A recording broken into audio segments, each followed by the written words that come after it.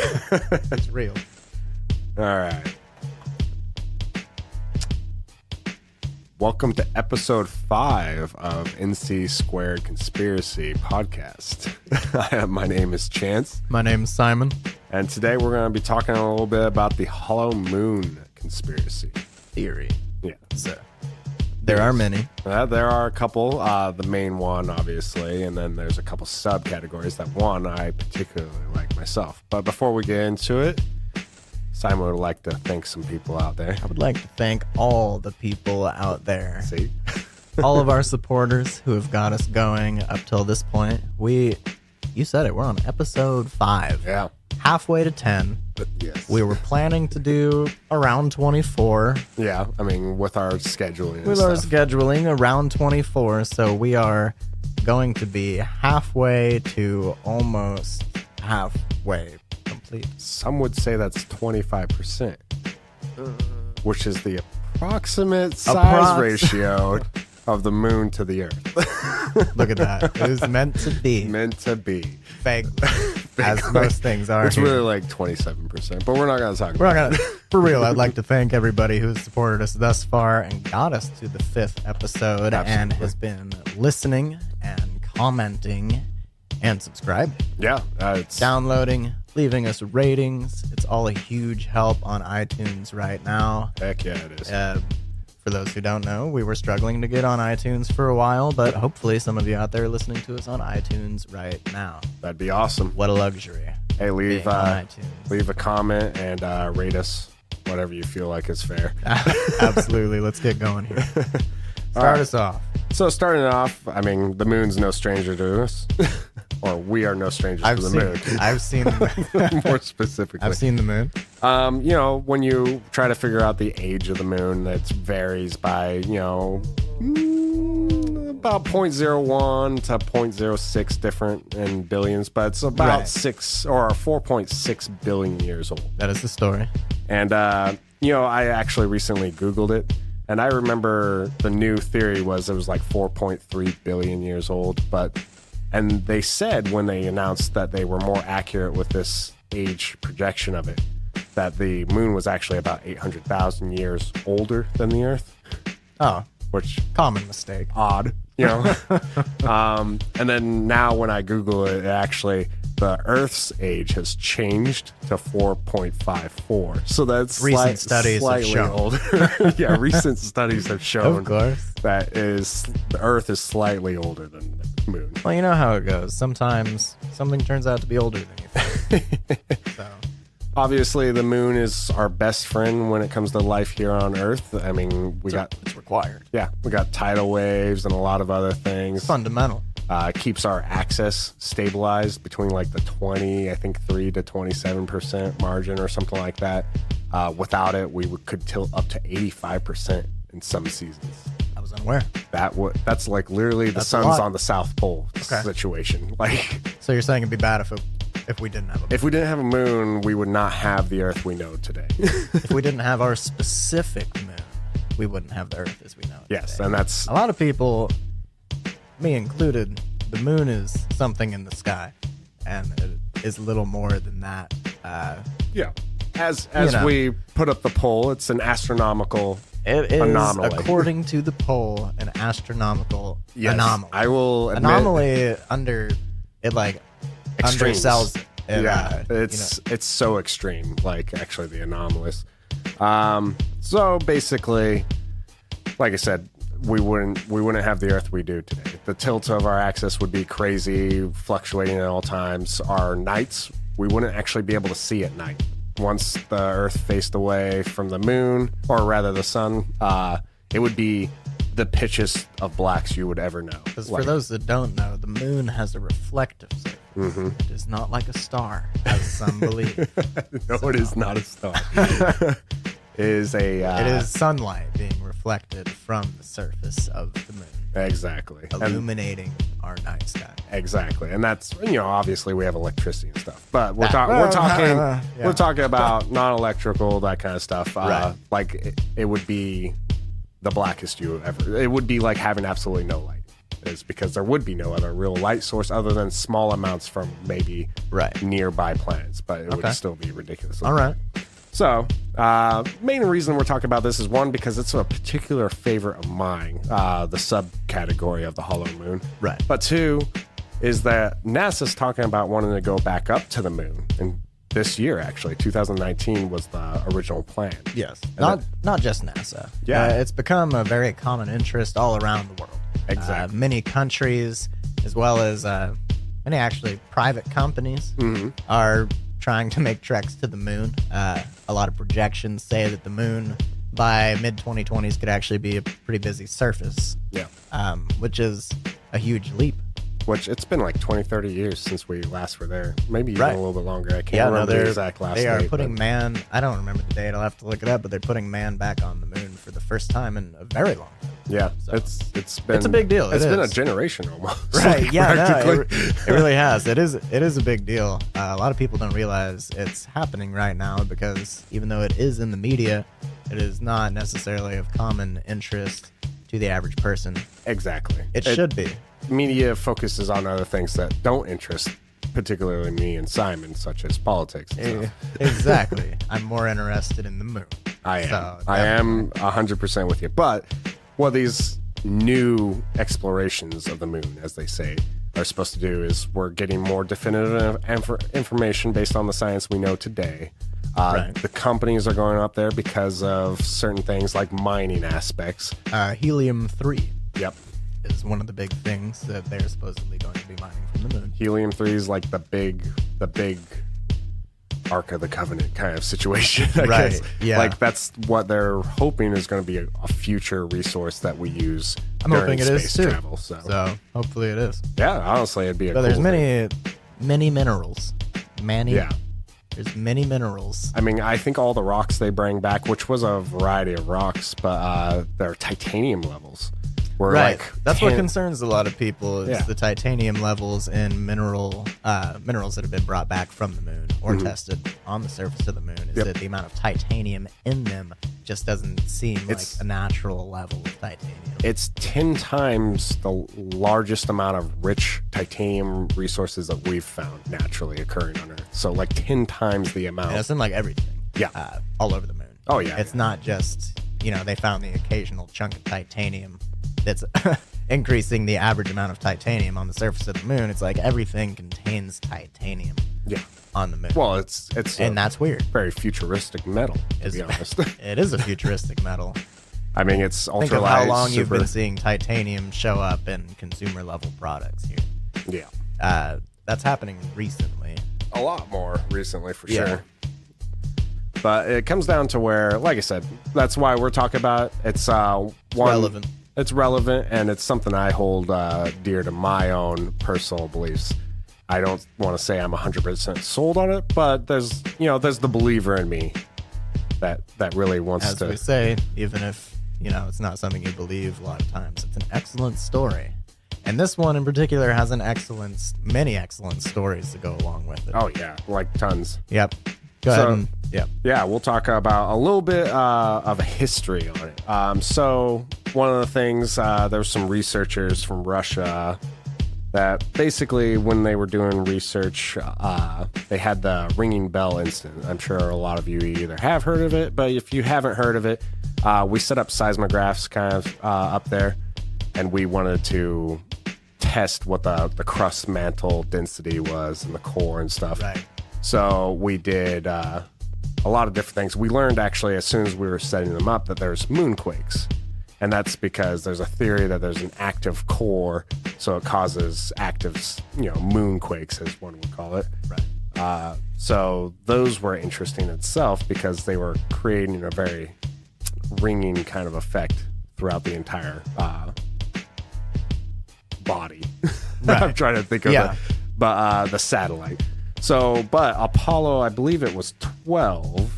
Yeah, Apollo 12. I think it was Apollo 12, if I remember correctly. When they were leaving, they dropped a stage rocket, I think it was, for their leaving it, and it was full of like TNT and stuff.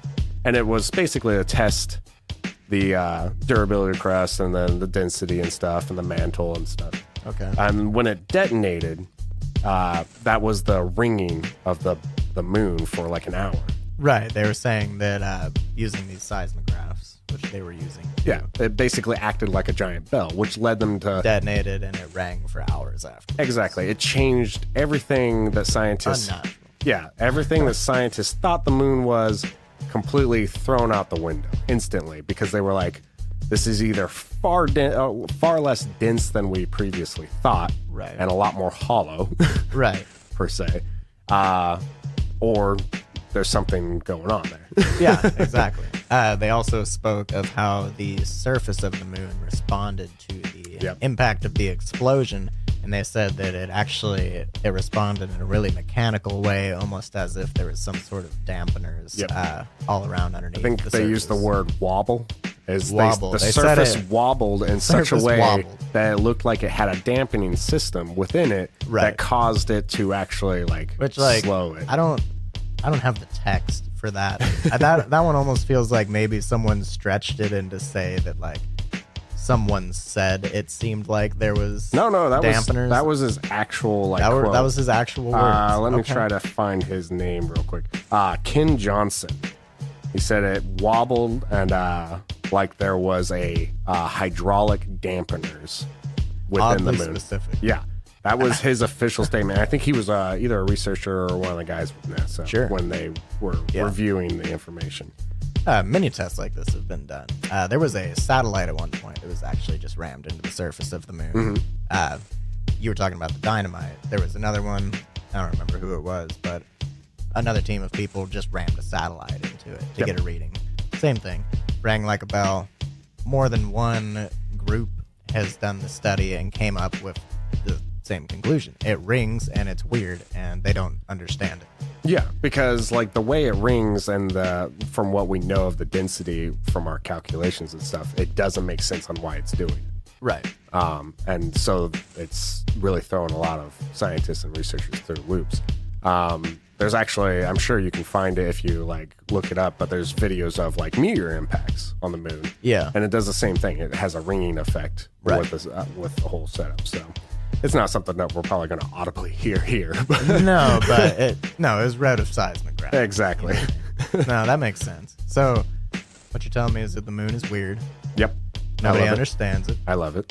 Okay. So that what does it mean? That was a little bit of recent history. Okay. But basically when it comes down to is the hollow moon theory is that it's an artificial satellite brought here by aliens to either observe us or to create a habitable planet for their experiment. There's a lot of different theories behind it. That's a big leap. Yeah. That's moving from scientific data leads us to be confused by the moon to aliens must have put it here either to stabilize our environment for us to live in. Mm-hmm. Well, see, and that's there are documentations in history of different cultures that have spoken of either through oral traditions or symbols, such as Bolivia. I think it's the court of Calasasea. It's a hard word to say. Come on now, give me a break. No. If anyone really is like wants that name, we will put it on our Patreon or Facebook. Well, I'll type it out. Hit us up. We'll figure it out for you. But this was done back like 13,000 BC, before like really written. Sure. Language was around. But they have a calendar. They had already plotted out the astronomical like bodies out there, and through these symbols, it shows that the moon one day just appeared. It wasn't in charts. It wasn't in any information prior to, and then they spoke of through the symbols. Obviously, it's not like written English kind of thing. Where it's like on this day, a random object in the sky appeared, and we're scared. Okay, that's not. No, they're talking about how the moon just showed up. Yeah, but that's the interpretation of the symbols and stuff. Obviously, but I mean, based on what we know, that could be, talking about the moon. There's days there is no moon. True. But this was symbols over a long period of time. Okay. They were actually charting calendars, and they were charting stars. Right. I've heard of this. I've heard of this. And that was the big one. Not just them. No, not just them. Many societies and cultures over time. Yeah, the Colombian Indians. It's oral history. It's a story about when the moon first arrived. Sure. And then there's also the Apollonios. Oh, I'm sorry. That's actually an individual. But he did a couple, like, there was a lot of, like Socrates and, philosophers back in the day. References to old texts. But they talk about older civilizations, and then they talk about, a lot of them talk about this moment in history where the moon kind of just appeared. Okay. It just showed up one day. No one knew what it was. There's actually one that talks of a cataclysm that happened afterwards and stuff. Now, this could all be just really... The Egyptians, they believe, they've read stories in Egyptian writings of this as well. Yep. I think the moon suddenly appearing, kind of like a big shift in time. Yeah, and the moon appeared. These are cultures that mapped out our stars. Right. They were the ones that gave us Orion. That kind of shoots down the idea that the moon was put here to stabilize our environment, though, because if it was put here to stabilize our environment, there wouldn't have been people around writing about it when it was put into the skies. Exactly. Because it wouldn't have been stable before. But it is an interesting fact. Yeah. Definitely. Like I said, everything's open to an interpretation. So maybe it wasn't to stabilize the environment so much as something else. Exactly. But we don't know what life was really like back then because, That's true. I mean, there's talks of giant deserts being oases. Yep. Oasis. Yeah. Oasis. Like the Sahara was an ocean beforehand. Yeah, they talk about that. And so, people that don't know, the moon controls our tides. It has a gravitational pull on us. It does, very much so. So, I mean, if the moon was gone,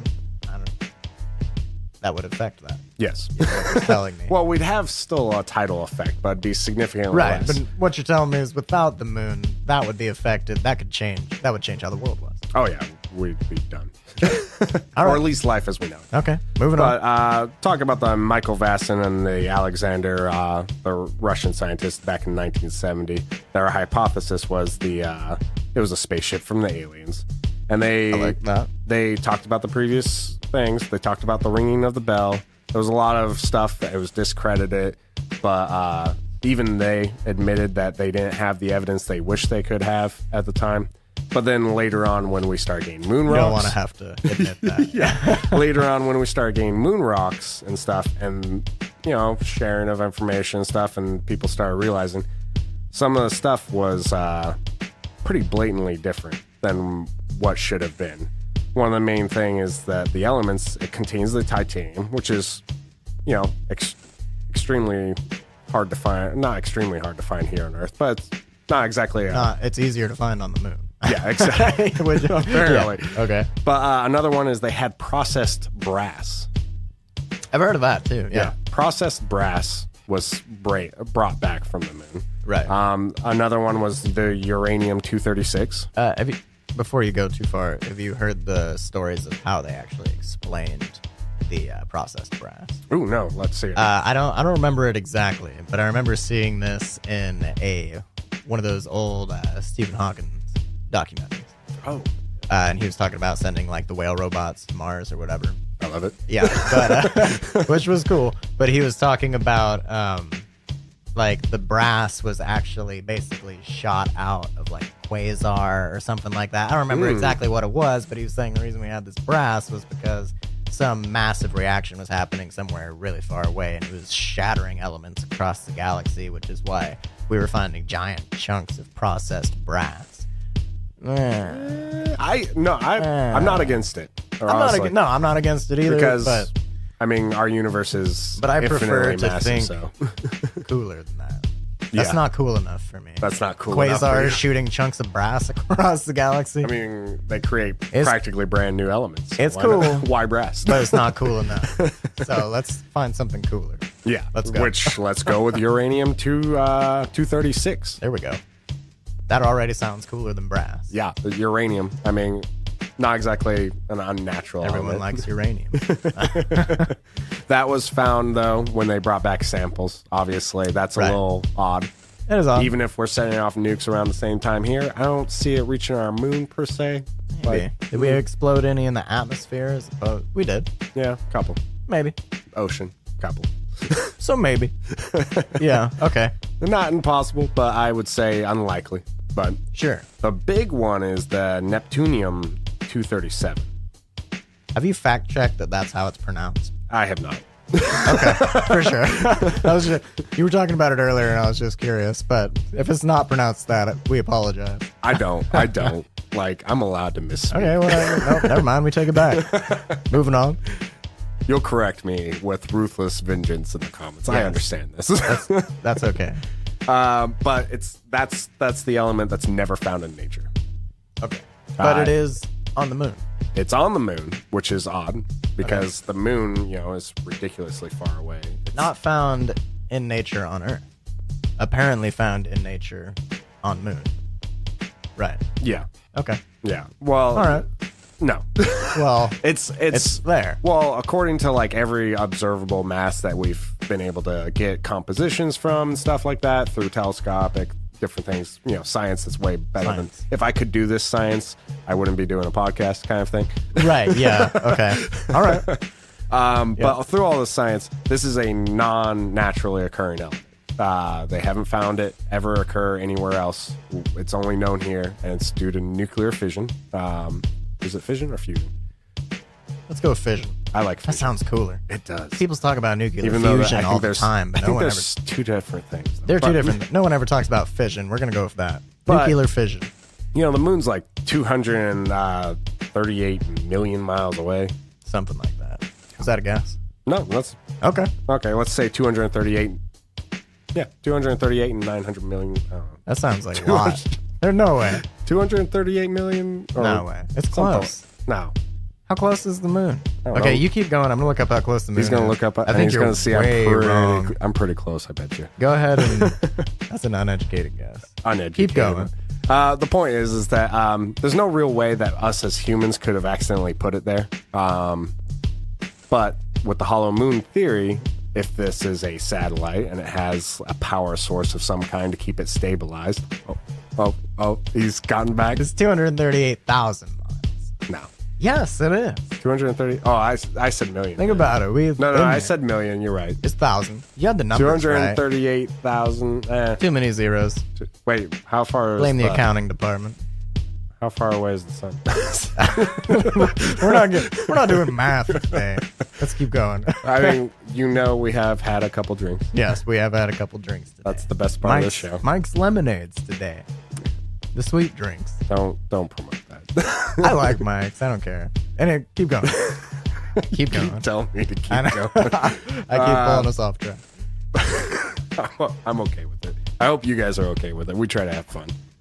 But it's basically like the theory behind that element and the two Russians who did the studies on it is that it would have to come from the moon itself, the way it was researched, produced, and it's inside the actual crust, it was taken from soil samples and stuff, deeper than just like a rock they found on the ground kind of situation. Sure. This isn't. It's in the soil.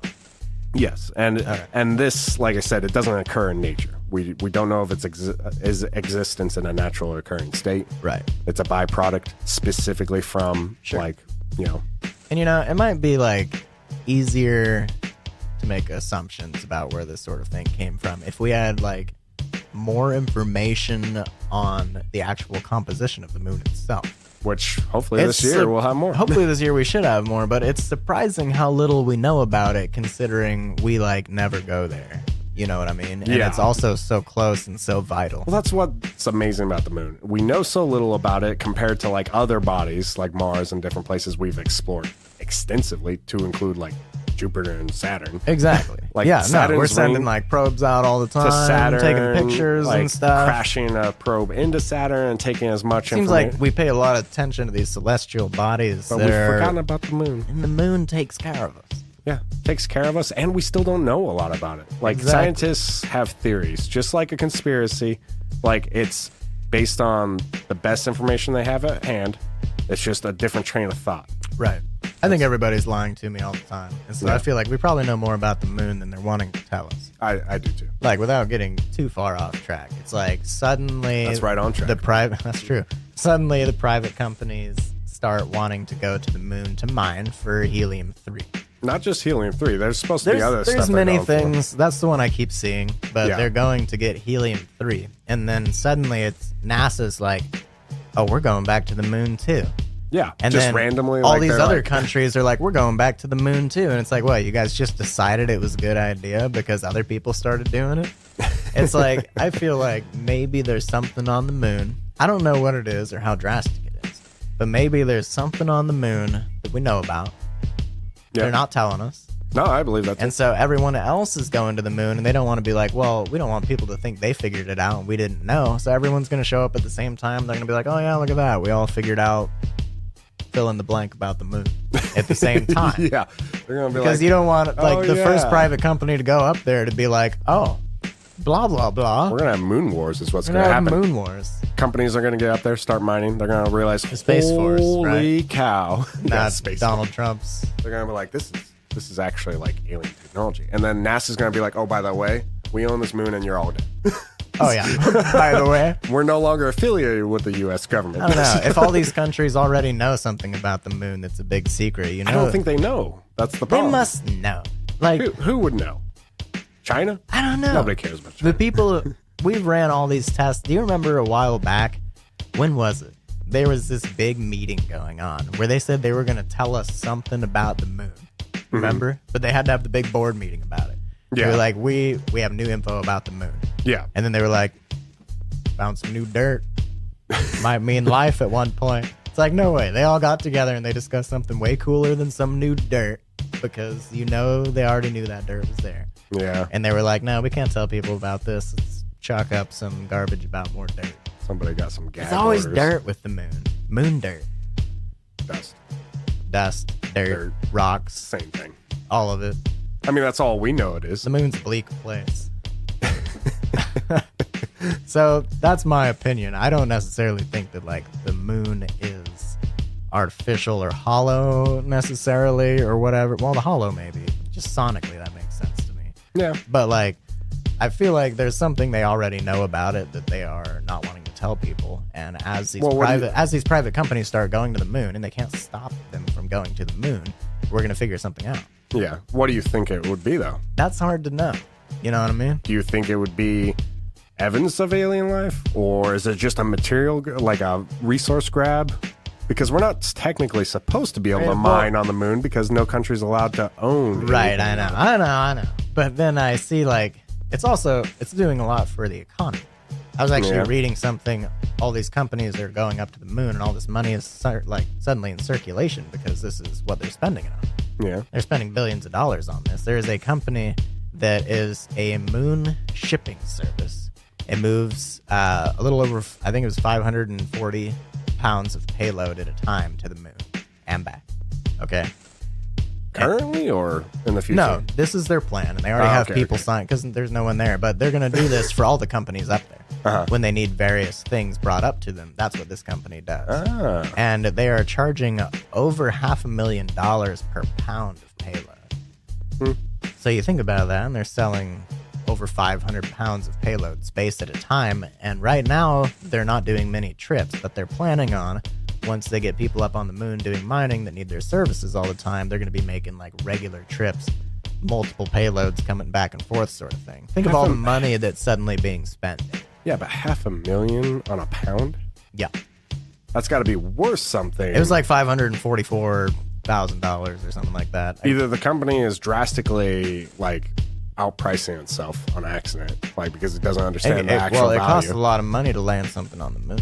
True, but whatever you'd be bringing back would have to be worth, I would assume, at least twice that. Well, the helium-3. It's supposed to be a big deal. We'll see. That's a lot of money to put into not knowing. You have a point. That's a lot of money to put into not knowing whether or not it's going to be a big deal. Yeah. Someone knows it's a big deal. That's true. And with all these private companies going up there, suddenly all the companies that have already been there once before are wanting to go up again at the same time. Yeah. You've been hiding something for 20 years, and then private companies go up there and realize you've been hiding it. Whereas you could go up there at the same time as them and act like you all figured it out at the same time. True. You know what I mean? No, I like that. I don't know. I like it. Again, a little paranoid.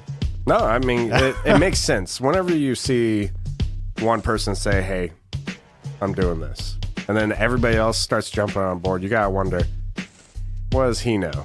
What did they all know? The first person that did it, had such a good idea that other people start getting in on that idea. But then NASA, the one who's already been there and already said there's nothing more for us to learn from the moon. Exactly. Is suddenly like, wait. We want to go up there too. To say there's nothing more for us to learn from the moon, but then at the same time say we don't understand it. Yeah. And then at the same time say our tides depend on it. Yeah. Come on. Our entire way of life and everything depends on this moon. Something fishy there. Yeah. Something's being kept. I agree. All right. Okay. That's all that matters. No, I liked it. I mean, you're bringing up good points about it. I hope everybody else is hearing it and, valid points if you're, I don't know, corporate conspiracy, big business. Well, big money. You know me. Money does things to people. We're on the same track there. Whenever big companies get into something, it's got to be worth something to them. To them, exactly. No, you don't make a big move like spending billions of dollars unless you're going on something that's not even 100%. Yeah, how many rockets still blow up? Supposedly, like they're increasing the NASA budget all the time. Mm-hmm. For those of you who haven't looked it up, I don't have the numbers on me, but look up the NASA budget. My God, it's crazy. I'm gonna look it up real quick. Go ahead, look it up. Look up, and it's changed recently, but the NASA budget is huge and has been huge. But for a company like that to suddenly decide they need to be spending a huge amount of their budget going to the moon on something that, like you said, isn't 100% doesn't make sense to me. That just doesn't make sense. You wouldn't spend that much money unless you knew there was something up there that was going to be of value to you. What? Interesting. It's just interesting the way they're wording it out right now. Oh, I don't know what you're talking about. Oh, that's just the annual budget versus... So 2019, it says, is a $21.5 billion fiscal year budget. Represents a 0.49% of the $4.4 trillion the United States plans to spend. What percent of that? The NASA's budget is less than 1%, less than 1% of the 4.4 we're supposedly spending for the country. For the country. But if you think about the percentage-wise, in a company, because it's no longer a government agency, really. Right. In a company, and we're still putting lots of government money into it. Spending a lot of money. Yeah. It says that falling behind in the space race thing. Accumulatively, we've spent $1.3 trillion in NASA. Let that sink in for a second. And look at all we've learned. Nothing about we don't the know moon, anything apparently. about the moon, apparently. No. Yeah, no, that was interesting. I hadn't ever really looked at their budget, but you and they have like a pretty... you said, I'm not sure the specifics, but they're not so much government as they once were. They've had larger annual budgets in the past. Yeah, it says their average is about 22, and then this year is going to be about $3 billion more than your average. So, well, yeah, you're going to the moon again. Yeah, true.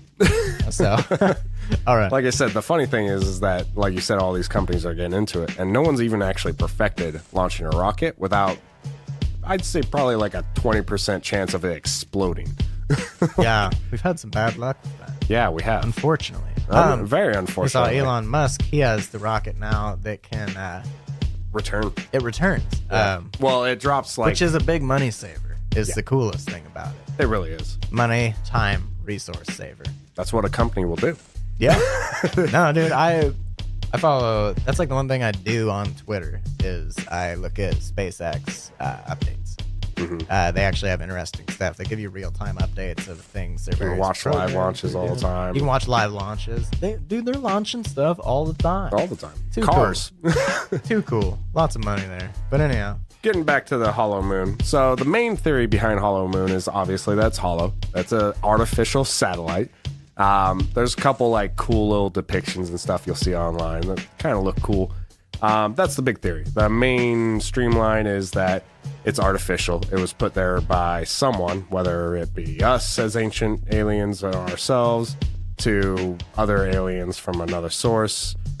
Lots of different theories. My favorite, and the one that I hold more closely, I think, is not so much that it's an alien base or anything. so much as, like I said, it was placed here. Whether humans were here beforehand or not, I have no idea, and I'm not going to guess at it. Yeah, exactly. I'm not going to guess at it, but I think it was not an astronomical anomaly so much because it's the 5th largest moon in our solar system, I think, if I remember correctly. Right. And its ratio to our Earth is astronomical. Like compared to other Phobos for Mars, Titan, all those ones in comparison, even with if you're not even taking gas giants into account, just other terrestrial planets, moons are way less. Like they're significantly smaller in comparison to their actual orbiting body than like our moon. Our moon is 27% our size. I think it's like 80% less dense, which is crazy. Yeah, for being 27% our size. So, right. No, it's a very large moon. So, like I said, my favorite, which is a subgroup of it, is that it was an ancient alien came to colonize kind of situation. Sure. And found a rock, basically, is what Earth was before. Yeah. Okay. That could have been inhabitable, but doing math and science and everything they knew of the universe, it wouldn't be hard to make something that would do it. Sure. Whether they made it out of material around the area or it's an old something that was already that was there that they just had to beef up. But then to create habitable conditions that made it a lot easier for a small civilization to thrive into what we are now, which is like almost 7 billion people. So, and whether or not you believe the ancient alien theory, just given I do too, but just given the facts, the ringing like a bell thing, just the perfection of the moon, perfection of the moon. It doesn't seem too far-fetched that maybe it would have been engineered in one way or another. That's the part of me that wants to be the believer. Definitely. Obviously, science it's a good story. And our mainstream science can always, like, just throw something under the rug, like saying, we don't have the capability of understanding this right now. Sure. That's understandable. Yeah. But at the same time, you can't discredit every type of theory out there just because it might be a little wacky. We're about to start understanding the moon pretty hard. Oh, yeah. Pretty hard. Pretty hard. I'm ready for it. 2019, all the way through the 2020s. Yeah. The space race is actually happening again. Yep. It's wild. Mars is like top of the list, but like you said, there's like huge interest in the moon for several reasons. One, because they're going to use it to slingshot and reduce resources necessary to get to Mars. Right. Which is a big one. Yeah. Especially if we start. I've done that in Space Flight Simulator. It's tough. So I understand. Space Flight Simulator. I get the idea. Please sponsor us. For no apparent reason. No, I got you. Yep. So, and then my other favorite thing is that, lizard people in the moon. In the moon. In the moon. Everyone's seeing Transformers, Decepticons. In the moon. In the moon. It all makes sense. It all makes sense. You gotta be close. We were talking about the perfection of the moon. Yes. The moon's orbit around Earth. Oh, yeah. Strangely, like, it's like you're centric. saying. Yeah. Perfect. It's not actually perfect, but but it is a very tight orbit. It's a tight orbit that's very concentric and is that the word I'm looking for? I don't know. Or it just has like a really circular orbit it kind has of a very situation. circular. Yeah, most other moons, they will sling way out from the planet. And very elliptical they'll orbit. come back and get really close. Some of them, well, all of them to the point where they would never be able to be inhabited because some of them get so close coming around one way that they start to burn, and then they get so far away that they start to freeze. Yep. So. No, and the size of our moon, the density, the perfectness of its distance between us, it's not within our Roche limit to where it's being torn apart on a constant rate. Roche limit? Roche. Roche. Yeah, Roche. What is that? So basically the Roche limit is like every mass has one to where a smaller mass, if it's within that reach, the larger mass will actually start to tidal forces will rip it apart, which is small actually one apart. Yeah, usually like gravity. You're saying. Yeah, basically. Okay. It's a theory that, and it's been kind of proven, I think, over time. No, I get what you're saying. Larger object, gravity pulling on the smaller there's a lot one. of examples of like stars that will do it, basically. Right. But mainly planets, I think, is the main one. And it's two terrestrial bodies. One will become the dominant of the orbit. So they'll either orbit each other or it'll be a dual orbit system. But one of them gets trapped in the other, and they're too close to escape that orbit. Okay. And they're not far enough away to not be ripped apart. Sure. So eventually they get ripped apart into chunks and pieces smaller. Right. Some of it will come down to the main body. Others will be slung out. Basic gravity. Okay. Yep. That's one of my favorite things in space. Roche. I'm pretty sure it's okay. Yeah. All right, we can continue. Thanks for the explanation. So just for people out there who didn't know it, I like space. I can't remember everything about it, but I like space. Well, it's vast. So see, there you go. But yeah, so it's in that perfect spot where it's not within our Roche limit, which means the Earth isn't ripping it apart at a constant rate, or we're not bringing it into our own self, and it's not too far away to where it's being slung back out into space for no apparent reason. Right. Okay. So the main theory behind this is that a Mars-like object had struck Earth a long time ago, and basically after it impacted, all the debris was sent up into space, and then gravity forces formed our giant hunk of love that is the moon. Okay. I don't believe this. I don't, and that's because private tests have been done with various simulators and such. Tons and tons of research. They just show there's not really a way for that to happen. You have to have the perfect material. You have to have the perfect speed of the object. And then you have to have the known objects, like such as Earth's size beforehand. There's so many variables that I don't think it would be possible. And for it to end up in such a circular orbit, again. Exactly. I can't even do that in Spaceflight Simulator. Like, I just can't. I use space simulator and stuff on the computer, and I play around with. I love lots of people do lots of tests on various theories of happenings in space. Yep. In these space simulators that they're pretty cool, actually. Yep. You can watch them.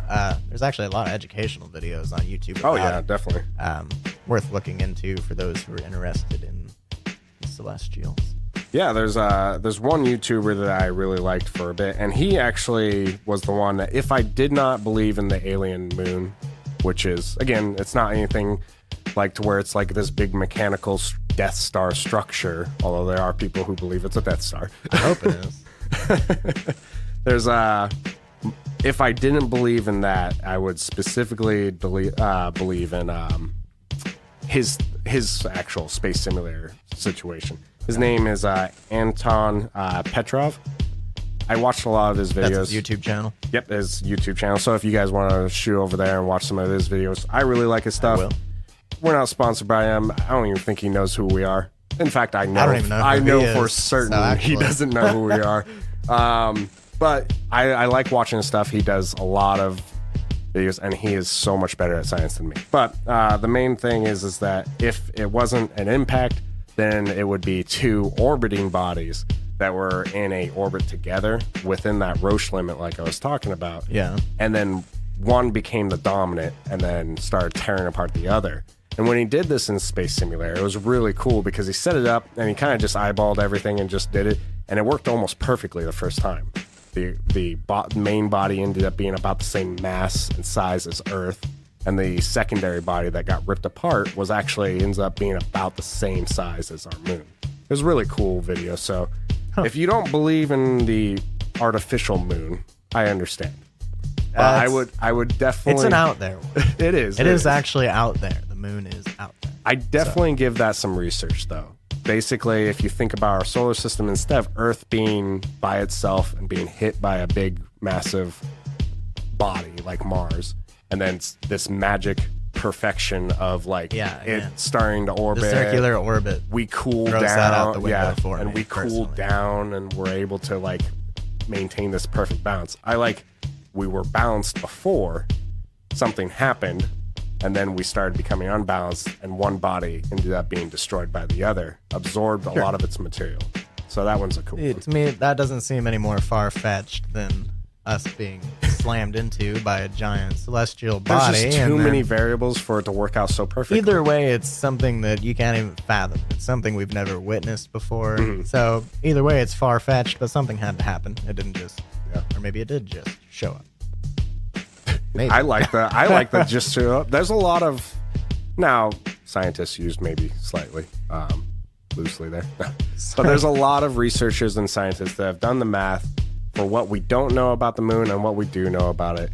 An artificial moon is not 100% out of the question. I don't think anything really in the universe is. When it comes to space, sure, you have to be open to anything. You only understand so much. Exactly. As you are taught when you're being brought up that we have this immense and deep knowledge about the universe, and we have learned a crazy amount about it. But we learn new stuff that literally rewrites textbooks on an annual basis. It happens all the time. You can go read some old textbook, and it will tell you conflicting facts from a new textbook. Yep, and that's because... That's how it is. That's fine. That's not like some big conspiracy. That's how science works. That's what science is. As you learn more information, you develop new hypotheses. People get angry about that, but you need to teach people the science you understand, and that's what we're doing. We just get a better understanding of it as we go along. I could get way into that, but until I'm disproven, I believe the moon was placed here artificially. I don't believe it's a space station. Hollow, obviously with the ringing bell. But I don't think it's like some space station or a Death Star where it's like an alien civilization on the core. Artificial dome, right? I think our sphere.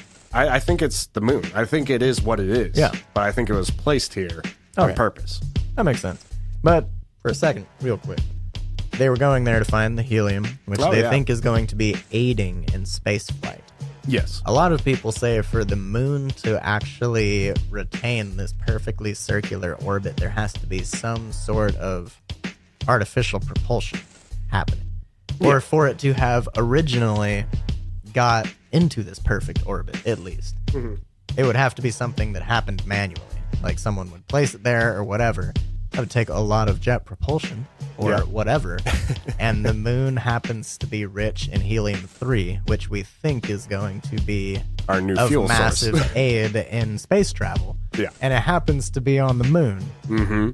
So I don't know.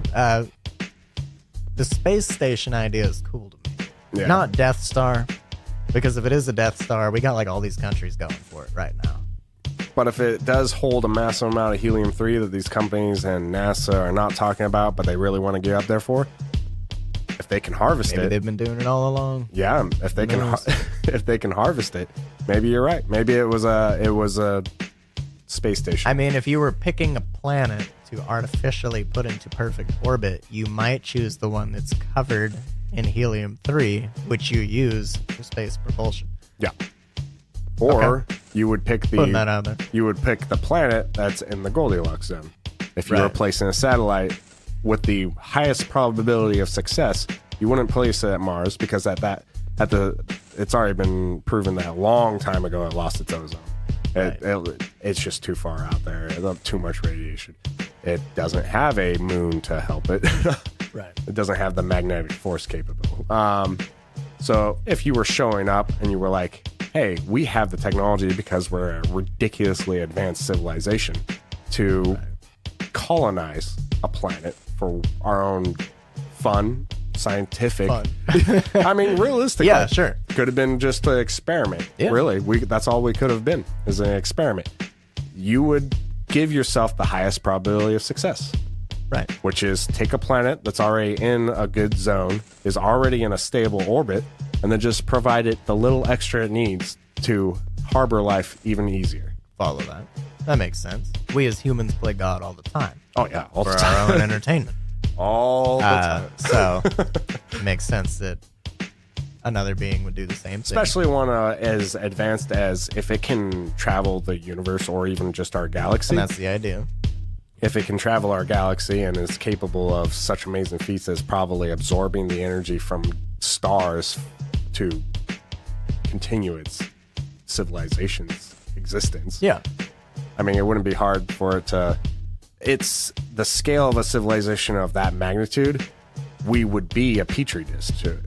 Right. If it's capable of colonizing galaxies worth of planets, Right. our tiny solar system, it's just a little piece of glass where they put a little bit of something in there to make it work. Well, I mean, we, as people, Yeah, thanks. we, We're not lizard people, I promise you. as like a society, we constantly think, oh, we are on the very edge. We are about to find the next inhabitable planet or the next planet with life on it. That's the main goal. It's the constant hunt. It's going on all the time. And if there is another being out there, Who wants to limit our access? limit our access, or you have to imagine if space travel, if there is other inhabitable planets or other forms of life out there, they probably know about it. They're flying all over the place. They're more advanced than we are. I mean, it's pretty vast, but you'd have to assume they have the technology capable of harvesting entire stars Right. for energy. Right. At that point, like I said, a solar system as ours, which is not even a really super large solar system, would just be a blip on the map. Right. It wouldn't be hard for them to get the information. It all seems so science fiction, and that's why a lot of people like shy away from it. Yeah. But at the same time, Star Trek was science fiction. Exactly. Science fiction is sweet. If it turned out we went to the moon and it turned out it was artificial and that there has to be another form of life out there, bam, immediately skyrocketed into sci-fi world, Yep. which is awesome. That is awesome. You know what I mean? It could be terrible. And my reference to it could Star be Trek- terrible, but it could be great. My So, reference to Star Trek, because I saw where you were going with it, is a lot of that stuff was thought as science fiction. right. And a lot of that technology has been built in the last 20 Here years. now. Tablets, they used them on the... $20. You can get a tablet for $20, brand new at Walmart. Yeah, I nothing. saw that. And it allows I'm you sure an it instant sucks, internet connection to the world. Wild. Yeah, That is Star Trek. yeah. It's as good as it gets. It's literally Luke Picard sitting at his desk with a tablet, and he's just sitting there, and he's just... People undervalue the things that we have. Yeah. I mean, we're starting our... That RCA tablet, that's some like as garbage as it is. Even 30 years ago, that was a mind-blowing technology. Absolutely. That was literally... I see stuff all the time that's mind blowing to me. Yeah. So How is an artificial moon any less mind-blowing? more mind blowing, actually, I guess. Yeah. But again, like you're right. It doesn't seem that far fetched. It just... I'm not sold on it, but I'm not sold against it. and that's I think the happy medium that I'm with you on. Like I Yeah. said, I can understand both sides. The believer in me believes in the artificial moon. That believes it was artificially placed there, not an artificial moon per se, but it was artificially placed there for whatever reason beyond my understanding. Sure. But the other side, crazier things can happen than perfect synchronization of Yeah, that's our true. world. So The natural occurrence of the perfection of the moon doesn't seem any more far-fetched to me than something like an alien placing it there. That is also so crazy out there. Mhm. The odds seem so small. they're probably about the same. But like they say, the probability of our inhabitable Earth just happening is so small. That's why we haven't observed anything else like that, is because the probability is so small. The probability is also incredibly small that it was placed there by an alien. Mm-hmm. But both of them are so small. You know what I mean? You know what I mean? No, Even if it did happen, the probability was so low that it did happen, but it still happened. Yep. And Just goes to show. that's You know life what I mean? on Earth now. Here we are, And we're debating it. living in a Star Trek world, I love it. Honestly, I do. recording onto computers in basements on budgets. On budget. On budgets. Wild. Yeah. Speaking anyhow. of budgets. No, Yeah. Speaking of budgets, no. You have any other key points you want No, to I hit mean, on? I think we talked about it. I gave as much did. information as I could. Obviously, Well, give some me- conspiracies don't have like a ton of hardened facts, like Right. with the chemtrails thing. Sure. That was an awesome episode. But this is a lot of fun because it's allow yourself to believe in something higher. Absolutely. Again, I'm so big on it, and I can't push it enough. Like, people struggle so hard to find something to believe in. If you can't find something that you believe in, at least, dude, the stories behind it are so much cooler. Yeah. You know what I mean? Okay, celestial And we're only body. scratching the surface on some of these stories out there. I know, we could go back and do multiple episodes on the same thing, but we're not going to do that now. We're trying to spread it out nice and thin. Yeah, plus we want to hit as many topics as you guys would have interest in. We're not going to We don't have unlimited drone time on either. for 5 episodes of, like, Hollow Moon. No, we're just not the people. What's Gorbachev's? But we can come back and hit on it at another time at FinZip. Oh, yeah. If people really like it, so. Before we close up here, wrap it up, your opinion on the whole thing. Like, I think I said it pretty perfectly before. I am a believer in that it was of another origin or artificially placed there. Okay. But I understand the science that they talk about a natural occurrence. And like you said, You can't shoot down the science. you can't. You have to be open-minded to any information that It comes is your what we way. have for right now. Sure. When we get more information, maybe my belief pans out. Okay. All right. No, solid opinion. Yeah. Opinions put out there. Has your opinion changed? You know, I didn't come into it with a very strong opinion. So I can give you Alright. my opinion given the facts. Or given what you've told me. I'm not going to call them facts because we were going to cite our sources. We never ended up doing that. And I don't like citing sources I don't because either. I'm pretty stuck on not doing it, honestly. It becomes a hassle. Well, and we're trying to just discuss something. yeah, we want you guys involved, discussing it with us, throwing your opinions out there. This is not I cited this individual in 1970, blah, blah, did this, and this. You can find it at this location. No, I'm not going to do that. No. Like, if you want any information and you hear it in our podcast, I know it's going to bother You got people, Google. too. Yeah. I know it's going to bother people, and we're going to have numbers that are wrong and names and dates that are wrong. we're human. That's what happens. We're not trying to be this big info bag. Like I for said, if people. I was that big of an info guy or that capable of the research, You wouldn't be doing podcasts I would right be now. doing a lot better job. We'd have a better podcast right We'd now. have a better podcast. We'd have more downloads. And I'd be making dang a it. lot more money per year. Exactly. But given everything you have told me, it pushes me in the direction of a different conspiracy. No? The moon ringing, that's weird. It's hollow. Mm-hmm. I think I can pretty firmly say that it's hollow. Yeah.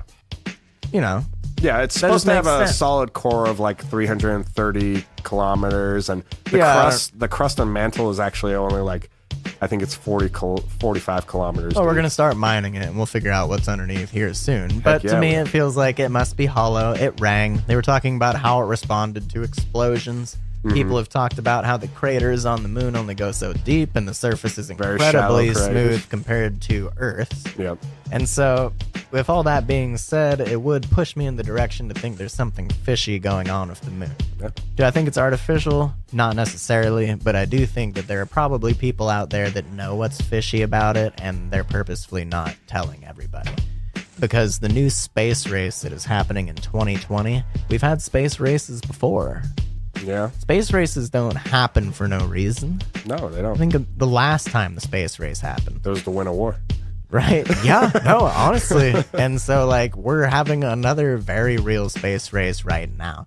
So I personally think the 2020s can be a very big turnaround time. I think we're going to learn things that we at least didn't know before. Someone out there might know Some them. of it might blow It's our going to minds. become common knowledge. I think our minds will be blown Certain in the things 2020s. certain things just can't be hidden very well. And you can use science to muddy it up and make it a little bit. But The there's people out public has gotten too smart. there. Private companies are bringing people to the moon. They're mining the moon. Mm-hmm. You can't hide it anymore. Yeah. NASA, back when this all started happening, you know, they did not account for some dude, Joe Blow and his brother, going to the moon. They Yeah. didn't account for that. And I so mean, now that everyone's going up, 1970s. NASA's going back too. Yeah. Why would you go back? So you can go up there and try and explain yourself for why you didn't tell people.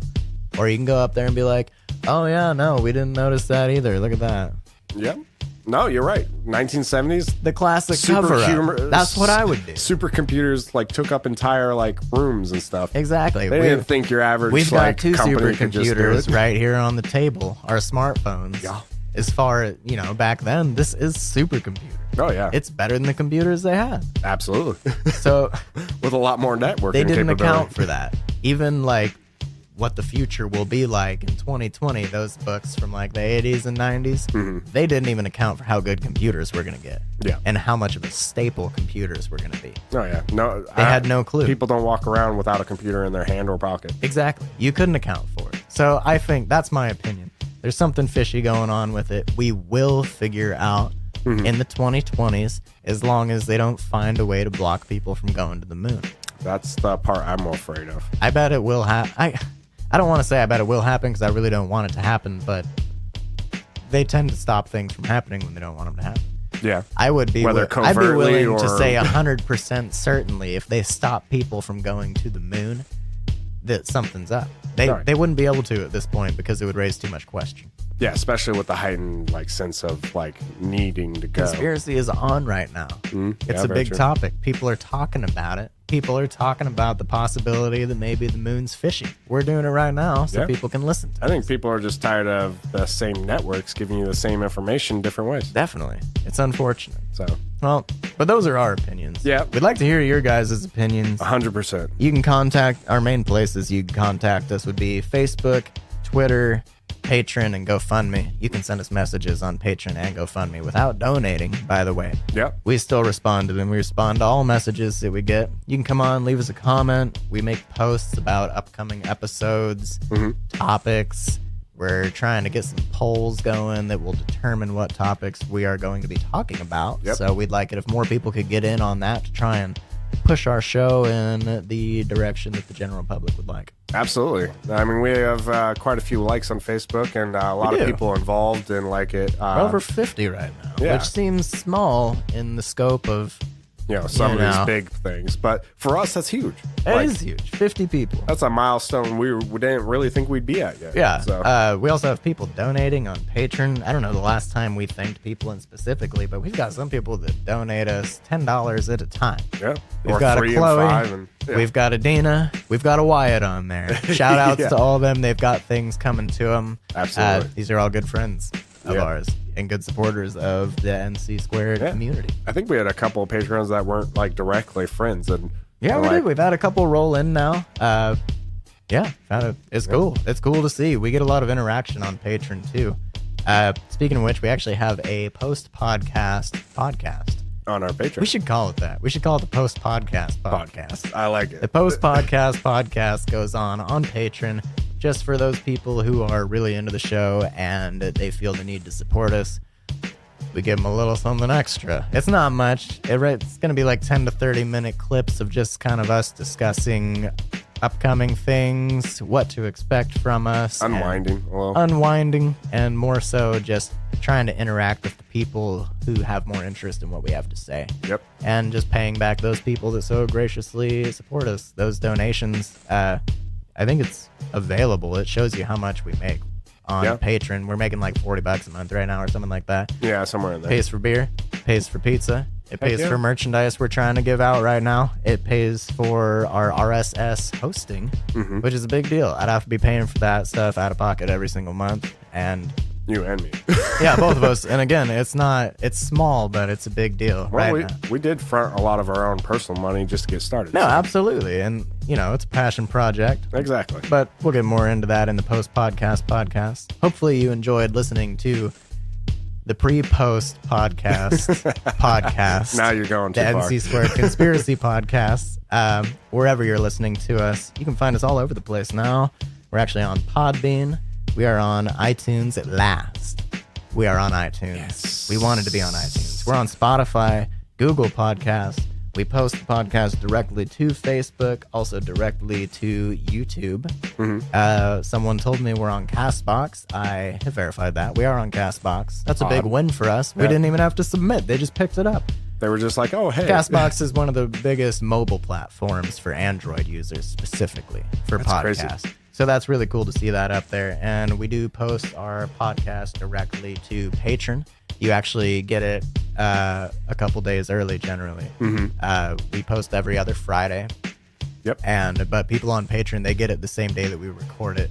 We post it for them to listen to. Yep. And along with our post podcast. Again, just to give them a little extra. So you can find us on all those platforms. Send us a message. Send us a like. We're bored over here.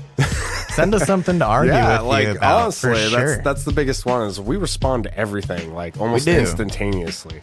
It started out more. We were so busy at first. Oh god. But we're getting bored now because we're getting into a routine. We need to get some more people over on Facebook sending us messages and arguing with us. Yeah, argue with us. Throw a wrench in what we're saying, what we're doing. Absolutely. Whatever.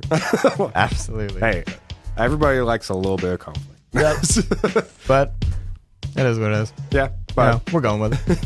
But hey, thanks for listening. Yeah, absolutely. Episode 5. Thanks for tuning in. Yeah, thanks. See you next time.